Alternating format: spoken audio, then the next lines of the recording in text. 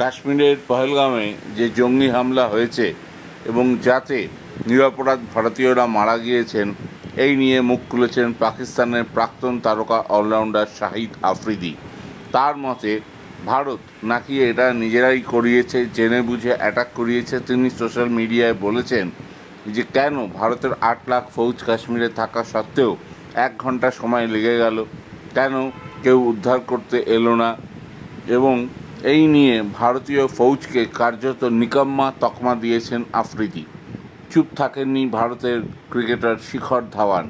তিনি বলেছেন, আফ্রিদি, তুমি নিজের কাজে মন দাও। কার্গিলেও হারিয়েছিলাম, সামনে যুদ্ধ হলে দেখা হলে তোমাদের আবার হারাবো।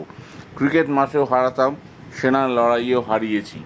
তুমি ভেবো না যে তুমি আমার দেশের বিরুদ্ধে বলবে এবং আমি চুপ করে থাকবো।